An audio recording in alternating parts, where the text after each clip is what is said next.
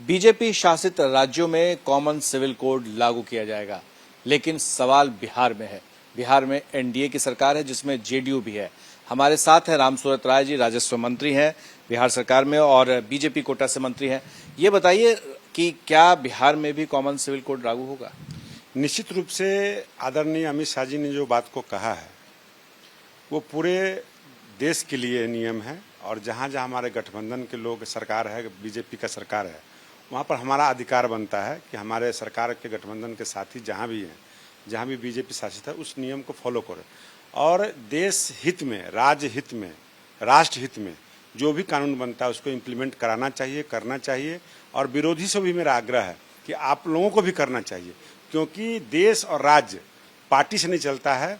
देश हित के लिए, राज्य हित के लिए हम सब लोग जीत करके जब जाते हैं तो राज्य की जनता के लिए काम करते हैं, देश की जनता के लिए काम करते हैं। तो ये पॉलिसी जो बना है वो देश हित में बना है।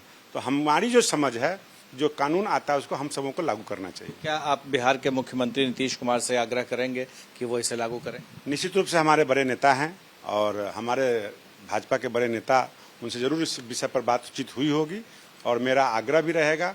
और माननीय मुख्यमंत्री जी बहुत ही सरल और स्वभाव के हैं और हर चीज़ को, कानून को मान के काम करते हैं। तो कानून के लिए, कानून के नज़रिए से काम होता है, विकास के नज़रिए से काम होता है। कानूनी हित में जो भी बात होगा बड़े नेताओं के बीच में बैठ के तय हो जाएगी और कानून लागू होगा। लेकिन जेडीयू के नेता है उपेंद्र कुशवाहा, जो संसदीय बोर्ड के अध्यक्ष हैं, वो तो खिलाफ कर रहे हैं। आप विरोधी की बात कर रहे हैं, आपके सहयोगी हैं, वो आपका विरोध कर रहे हैं। निश्चित रूप से मेरे ही हाथ में 5 उंगलियां हैं, पांचों का 5 तरह का विचार होता है। छोटे बड़े होते हैं, एक ही माँ बाप के संतान से हम लोग जन्म लेते हैं, सबों का विचारधारा अलग अलग होता है। तो ये लोकतंत्र की खूबसूरती है, अपनी अपनी समझ है, अपना अपना पहचान है।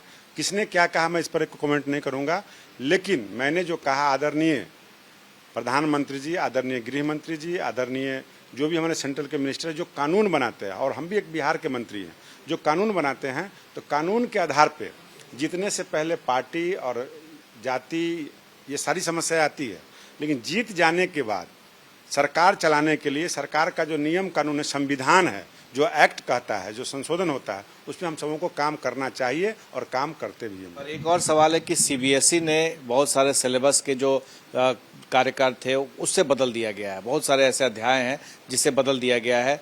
आपको कैफ के जो कुछ शायर थे, कुछ शायरी थी, जो दोहे थे, कविताएं थी, बहुत सारी चीज़ों को बदल दिया गया है। तो आपको लगता है कि बिहार में भी ये लागू होना चाहिए? समय समय पर कानून संशोधन होता है, विभाग में सारे एक्ट का नियम का चेंजेस होता है, बनता बिगड़ता है। तो निश्चित रूप से अगर कोई जो विषय को देख रहे हैं और राज्य हित में अच्छा लगा होगा तो जरूर लागू करना चाहिए।